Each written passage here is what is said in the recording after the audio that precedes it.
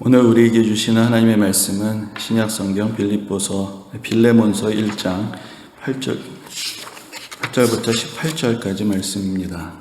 허락하신 말씀을 봉독하겠습니다. 이러므로 내가 그리스도 안에서 아주 담대하게 내게 마땅한 일로 명할 수도 있으나 도리어 사랑으로서 간구하노라. 나이가 많은 나 바울은 지금 또 예수 그리스도를 위하여 갇힌 자 되어 갇힌 중에서 낳은 아들 오네시모를 위하여 내게 간구하노라. 그가 전에는 내게 무익하였으나 이제는 나와 내게 유익함으로 내게 그를 돌려보내노니 그는 내 신복이라. 그를 내게 머물러 있게 하여 내 복음을 위하여 갇힌 중에서 내 대신 나를 섬기게 하고자 하나 다만 내 승낙이 없이는 내가 아무것도 하기를 원하지 아니하노니 이는 너의 선한 일이 억지같이 되지 아니하고 자유로 되게 하려 함이라. 이미 그가 잠시 떠나게 된 것은 너로 하여금 그를 영원히 두게 함이니 이후로는 종과 같이 대하지 아니하고 종 이상으로 곧 사랑받는 형제로 둘 자라. 내게 특별히 그러하거든 하물며 육신과 주 안에서 상관된 내게랴. 그러므로 내가 나를 동역자로 알진대 그를 영접하기를 내게 하듯 하고 그가 만일 내게 불의를 하였거나 내게 빚진 것이 있으면 그것을 내 앞으로 계산하라. 아멘. 오늘은 10월 둘째 주일입니다. 그리고 오늘은 제 개인으로서나 또 우리 현대교회에 있어서 조금은 특별한 의미가 있는 주일입니다. 오늘은 제가 현대교회 담임 목사를 부임해서 첫 번째 설교를 한 지 만 8년째 되는 날입니다. 정확하게 말씀을 드리자면은 2012년 첫 주일인 10월 7일에 담임 목사 청빙을 위한 재직회가 있었고 저는 10월 8일 월요일에 새벽 기도에 참석하고 또 그날 지금 살고 있는 사택으로 이사를 했습니다. 그리고 화요일부터 출근을 해서 그 한 주간은 설교를 하지 않고 이제 예배에 참석하면서 교회에서 사역을 시작했고 10월 둘째 주일인 10월 14일 주일부터 정식으로 첫 번째 설교를 했습니다. 이런 말씀드리는 것을 어떻게 생각하실지 모르겠는데 만 8년째 되는 주일이라는 것이 의미가 있는 것은 현대교회 역사 44년 중에 만 8년째 되는 해를 맞이한 첫 번째 목사가 되었기 때문입니다. 저는 개인적으로는 이 날이 오기를 손꼽아 기다렸습니다. 하나님이 여러 가지로 부족한 저를 부르셔서 또 우리 현대교회를 섬기게 하셨을 때 저의 기도 제목은 우리 교회가 과거의 상처와 아픔을 딛고 더 이상 분열과 다툼이 없는 안정적이고 평화로운 교회가 되는 것이었습니다. 여러분들이 다 잘 아시는 대로 저는 이미 2005년 11월 말부터 2008년 1월까지 2년여의 기간을 부목사로서 사역했던 적이 있습니다. 그러다가 또 교회 아픔이 있어서 교회를 떠나게 되었고 그리고 2012년 10월에 약 4년 반의 세월이 흐른 후에 다시 돌아오게 되었습니다. 죄송한 말씀이지만 그때 제 주위에 있는 분들 중에 현대교회 가는 것을 반대하던 분들도 계셨습니다. 그분들이 생각하기에 담임 목사가 자주 바뀌는 교회에 가는 것은 목사로서는 좋은 선택이 아니라는 것이었습니다. 그러나 저는 이미 부목사로서 현대교회를 경험해 보았고 또 현대교회에서 사역하면서 많은 사랑을 받았습니다. 그리고 비록 안타까운 마음으로 교회를 떠나게는 되었지만 그러나 우리 교회가 가진 개혁적이고 진취적인 정신 또 성도님들의 적극적인 참여와 교회에 대한 애정을 이미 경험했기 때문에 저에게 있어서는 현대교회에서 사역했던 기간이 매우 은혜로웠던 기간으로 기억되고 있었습니다. 그래서 기도 가운데 하나님의 부르심에 대한 확신을 가지고 현대교회에 부임하게 되었습니다. 그때가 창립 36주년이 되던 해였는데 그때 제가 세어보니 우리 교회를 개척하신 고 신상길 목사님 이후로 제가 9번째 담임 목사가 되는 것이었습니다. 그러니까 평균 4년 만에 담임 목사님들이 바뀌었던 것이고 그 중에 제가 알기로 가장 오래 계셨던 목사님이 약 7년 반 정도 사역을 하셨던 것으로 알고 있습니다. 그래서 제가 현대교회 올 때 1차적인 목표는 만 8년의 벽을 넘는 것이었고 오늘이 바로 그 목표를 달성한 주일이 되었습니다. 그리고 더 은혜로운 것은 저 말고는 아무도 제가 지금 몇 년째 사역하고 있는지 관심도 없고 세워보시지도 않는다는 사실입니다. 그러니까 이미 그런 일들은 다 옛날 이야기, 우리가 기억하지도 못하고 기억할 필요도 없는 그런 일들이 되어버렸다는 것, 그것이 저로서는 더 놀랍고 더 은혜로운 일입니다. 어제 설교를 준비하면서 그동안 있었던 일들을 쭉 떠올려 보게 되었습니다. 제가 참으로 여러 가지로 부족한 사람이지만 기대했던 것 이상으로 또 성도님들로부터 많은 사랑을 받았다는 것을 다시 깨닫게 되었습니다. 그리고 과거를 답습하지 않고 교회를 새롭게 변화시켜 가시려는 성도님들의 노력과 헌신의 모습들을 다시 기억해 보게 되었습니다. 그래서 이 자리를 빌어서 또 성도님들 모두에게 진심으로 감사의 마음을 전해드리고 싶습니다. 그리고 우리 교회에 새로운 은혜를 베풀어 주신 하나님께 감사와 영광을 돌립니다. 이렇게 말씀드리는 것이 목사로서 그렇게 적절한 표현은 아닌 것 같긴 하지만 세상적인 표현을 사용하자면 저는 저하고 현대교회하고 참 궁합이 잘 맞는다 이런 생각을 하곤 합니다. 그동안 노예나 시찰회 같은 그 목사님들, 장로님들이 모이는 모임에 가면은 저를 잘 모르시는 분들은 또 저 목사는 언제 떠나려나 하면서 약간 거리를 두고 이렇게 선뜻 이제 관계를 잘 맺으려 하지 않는 이제 그런 느낌들을 받곤 했습니다. 그리고 저를 좀 더 잘 아시는 선배 목사님들은 가끔씩 뜬금없이 오셔가지고는 그냥 다 꾹 참어. 그게 잘하는 거야. 그런 이야기들을 하고 가시곤 했습니다. 근데 그런 말씀을 들을 때마다 저는 그렇게 생각했습니다. 도무지 뭘 참으라는 건가? 그것도 잘 모르겠고, 사실 차마 말로는 못하고 속으로는 죄송하지만 목사님 교회보다는 저희 교회가 지금 더 평안하고 목사님보다는 제가 더 속편하게 사역하고 있어요. 이런 이야기를 하려다가 혹시 폐가 될까봐 하지 못했던 적이 많았습니다. 저로서는 오늘 우리 현대교회 역사에 새로운 작은 이정표를 하나 세운 그러한 심정입니다. 그러나 솔직히 말씀드리자면 저로서는 기쁘고 보람된 일이면서도 그러나 또한 두렵고 무서운 책임감을 느끼게 되는 그러한 날이기도 합니다. 이제는 우리 현대교회에 아무런 문제가 없다는 것이 입증이 되었기 때문에 앞으로 교회에 어떤 어려움이 벌어지게 된다면 그것은 교회의 문제가 아니라 전적으로 제 자신의 한계 때문이라는 그런 생각이 들기 때문입니다. 그리고 저는 지금 바로 이 순간에 그런 한계를 어느 때보다도 절실하게 느끼고 있습니다. 대면 예배, 비대면 예배 이런 표현들은 신학교에서 예배학을 배울 때 들어보지도 못한 그런 표현들이었습니다. 그런데 이런 말들이 이제는 일상화되어버린 그런 시대를 우리가 살아갑니다. 이런 시대에 어떻게 예배를 드리고 어떻게 교회 공동체를 세워가야 할 것인가 날마다 고민도 하고 기도도 하지만 사실은 해답을 찾기가 쉽지 않은 그런 하루하루를 보내고 있습니다. 지금까지도 그러셨던 것처럼 아니 이전보다도 더 절실하게 성도님들 모두가 교회를 향한 사랑과 헌신과 기도를 베풀어 주시기를 간곡하게 부탁을 드립니다. 원래 그렇게 계획을 했었던 것은 아닌데 바로 지금 이 시점에 기독교란 무엇인가라는 주제를 가지고 하나님이 기뻐하시는 교회의 모습을 또 함께 상고하게 된 것은 하나님의 특별하신 뜻이라고 생각이 됩니다.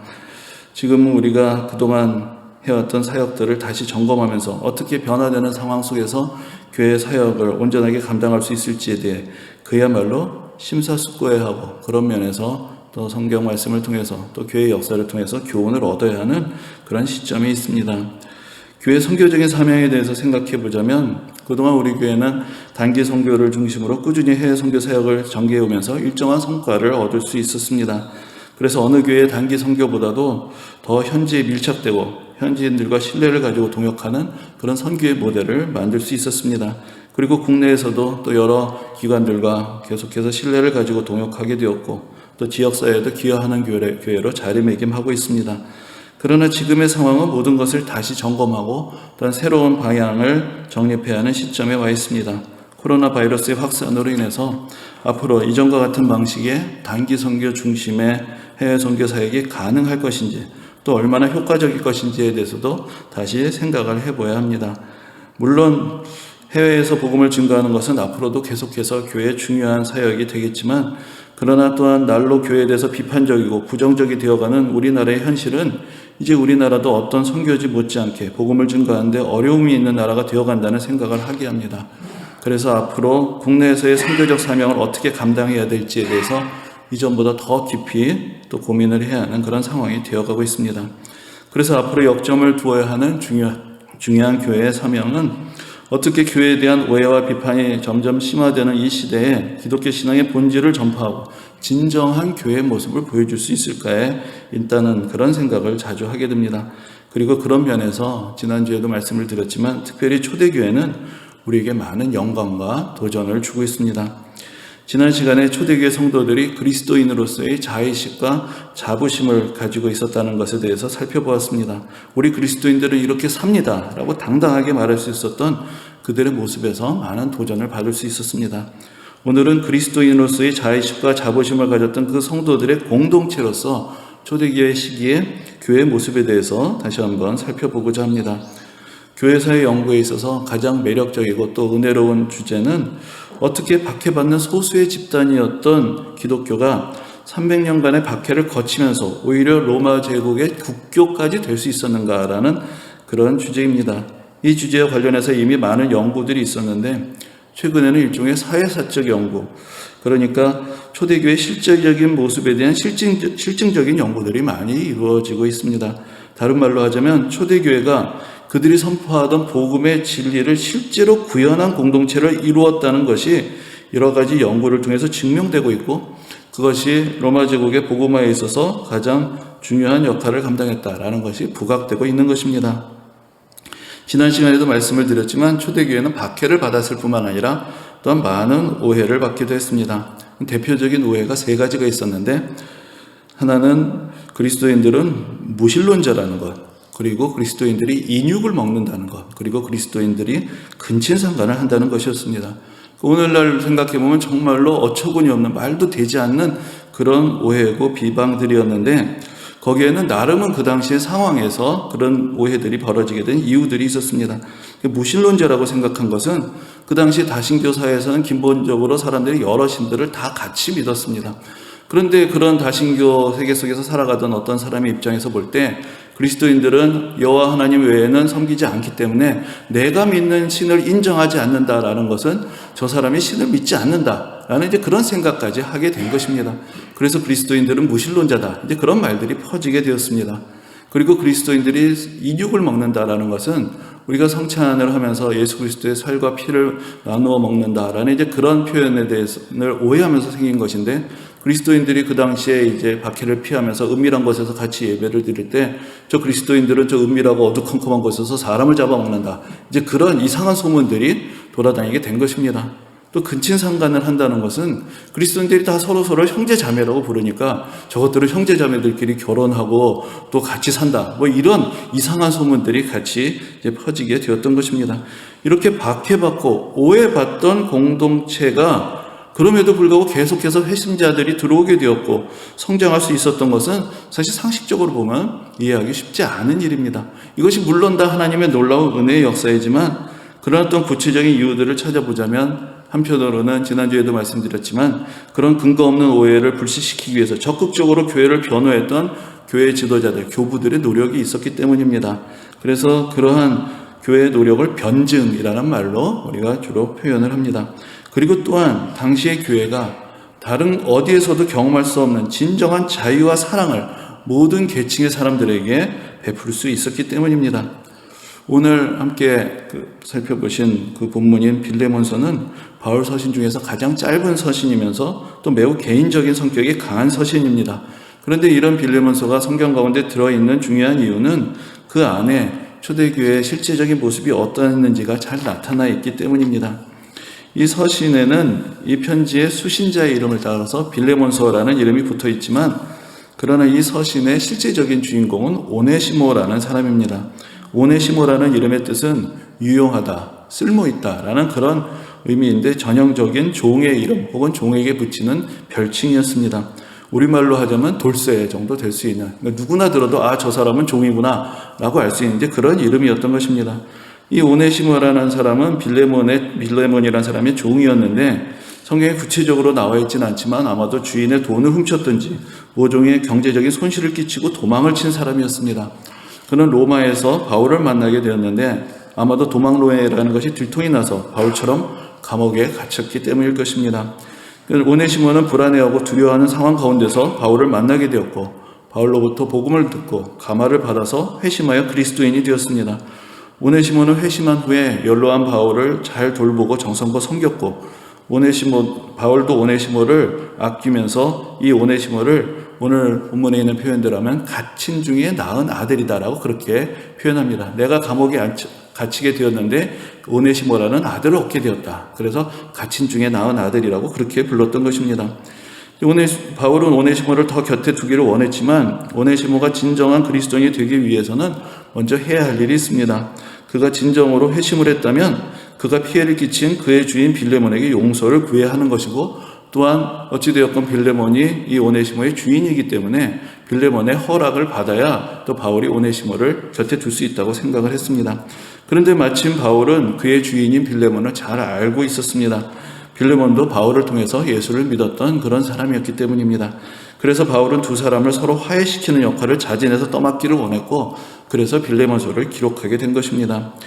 바울은 오네시모를 빌레몬에게 보내면서 이렇게 빌레몬서를 써서 손에 들려주게 된 것인데, 오늘 본문에 보면 16절에서 이후로는 종과 같이 대하지 아니하고 종 이상으로 곧 사랑받는 형제로 둘 자라 라고 이렇게 이야기를 하고 있습니다. 오네시모가 회심하여 그리스도인이 되었으니 이제부터는 오네시모를 그저 자기의 종으로만 여기지 말고 그리스도 안에서 형제로 여기라고 그렇게 권면을 하고 있는 것입니다. 여기에서 당시의 교회가 노예도 하나의 인격으로서 주 안에서 형제 자매로 대하는 그런 공동체였다는 것을 우리가 알 수가 있습니다. 당시의 교회는 노예제 폐지 운동 같은 그런 사회개혁 운동을 벌이지는 않았습니다. 박해받는 공동체로서 그럴 만한 사회적인 역량도 없었습니다. 하지만 교회는 세상에 대해 뭔가를 주장하기 전에 먼저 교회 안에서 실제적인 평등을 이루었습니다.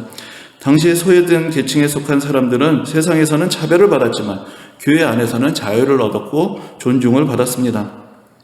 그리고 많은 종들을 거느렸던 사람들도 예수를 믿게 되면 회심의 증거로 자신의 종들에게 자유를 주는 일들도 많았고, 또 교회에서 재정을 모아서 성도들 중에 종인 사람에게 자유를 주는 경우도 있었습니다. 또 성도들, 그 당시에 로마의 법에서는 신분이 다른 사람들, 계층 간의 결혼을 금지하고 있었는데, 교회에서는 서로 신분이 다른 사람들의 결혼을 인정해주고 그들을 정당한 부부로서 대우해 주었습니다. 바울 서신을 보면은 남편과 아내들에게 또 종들과 주인들에게 주는 권면이 자주 등장합니다.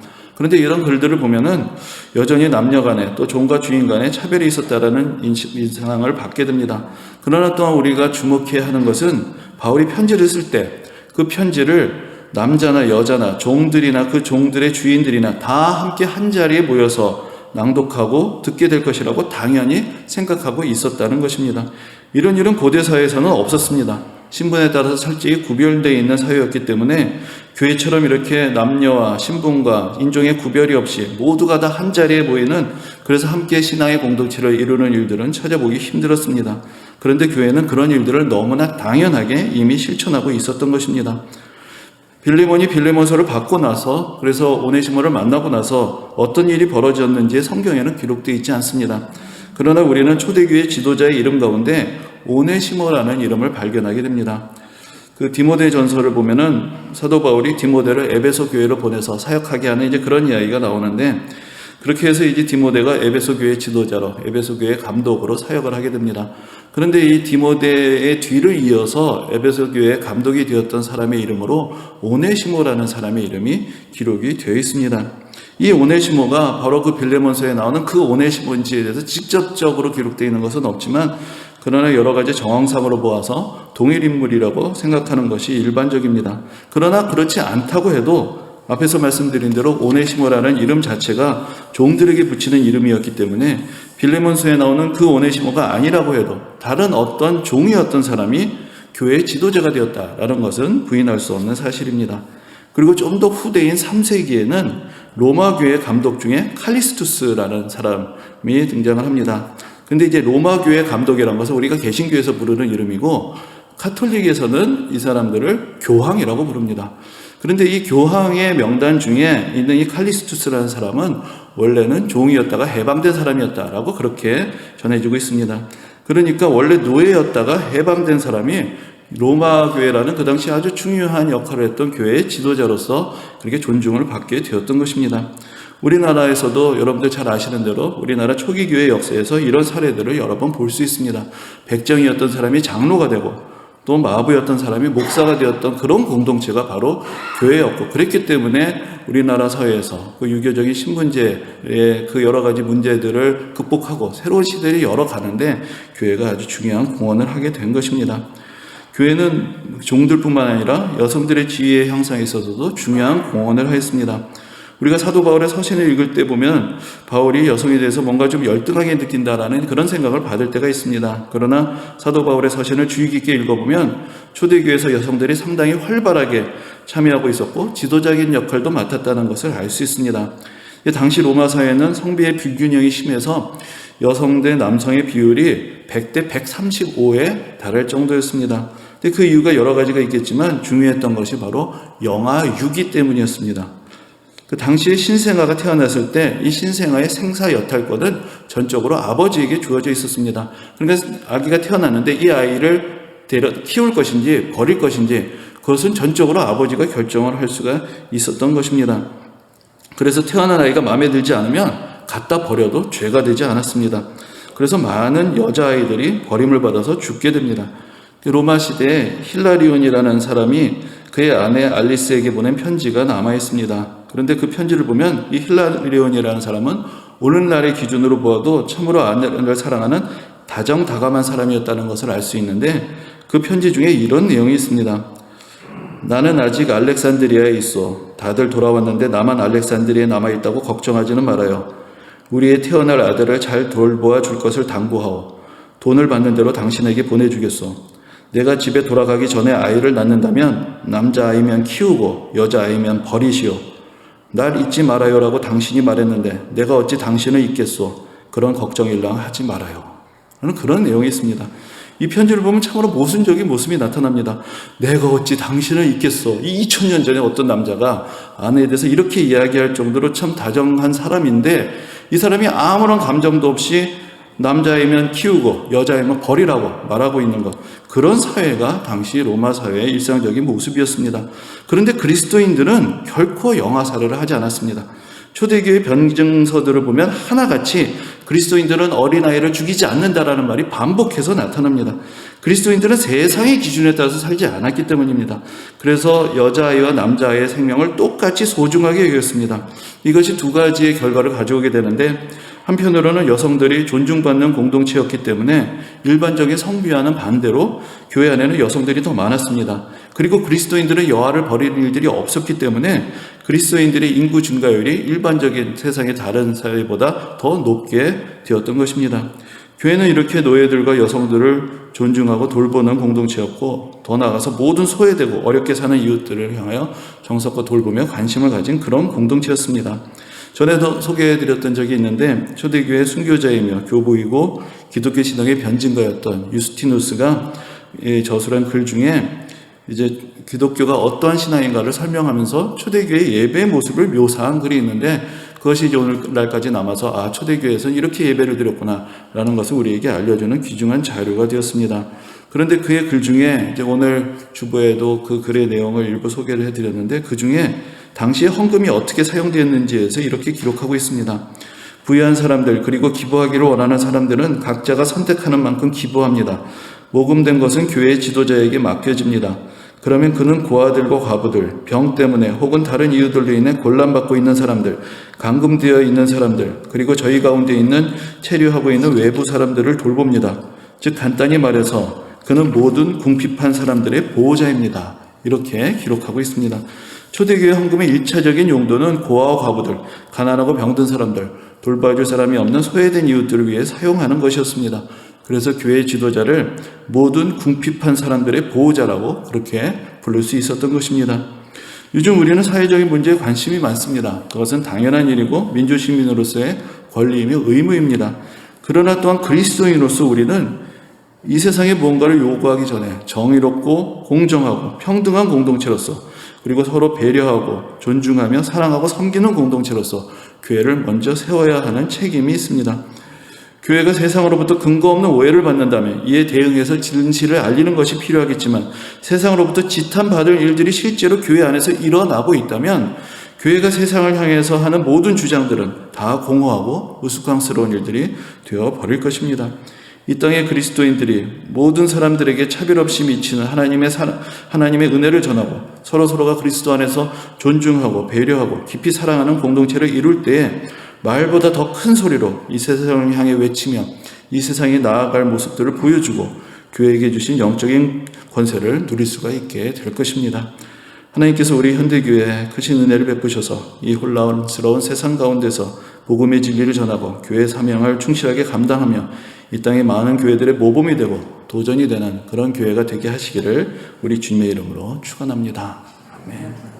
은혜로우신 주님, 오늘도 우리를 부르시며 참으로 주님께서 교회를 통해서 이루시는 놀라우신 역사를 다시 한번 보게 하심을 감사를 드립니다. 초대교회 성도들이 그 당시 사람들의 또 여러 가지 무지와 편견을 넘어서서 참으로 하나님의 은혜를 또 공동체 안에 있는 모든 사람들에게 고르게 전하기 위해서 또 새로운 공동체를 이루어갔던 것을 기억합니다. 이제도 우리가 교회 안에서 서로 깊이 사랑하고 존중하며 또 어떤 계층이든지 어떤 처지에 있는 사람이든지 우리가 다 환영하며 함께 서로 섬길 수 있는 그런 은혜로운 공동체를 온전히 이루어갈 수 있도록 우리에게 복음의 능력을 더해 주시고 주님의 사랑을 더해 주옵소서. 우리 교회가 주님의 특별하신 은혜 가운데서 이 땅의 모든 교회들에게 도전하며 또 감동을 줄 수 있는 모범이 되는 그런 교회가 되게 하셔서 참으로 우리 교회에 주신 주님의 사랑과 은혜를 온전히 증거하며 주님께서 주신 사명을 넉넉히 감당할 수 있도록 붙들어 주옵소서. 감사드리며 예수님 이름으로 기도합니다. 아멘. 이제는 우리 주 예수 그리스도의 은혜와 하나님 아버지의 극진하신 사랑하심과 성령님의 감화 감동 교통하심이 정말 교회의 사명을 다시 한번 깨닫고 이 세상 가운데 정말 긍휼과 자비의 사역을 베품으로 복음의 진리를 교회 안에서 증명하고 세상을 향해서 펼쳐가는 이 자리에 모여서 함께 예배드리고 또 삶의 각지에서 또 하나님께 나아가는 모든 현대의 교회 주님께서 사랑하시는 귀한 성도님들에게 지금부터 영원까지 함께 하시기를 간절히 축원합니다. 아멘.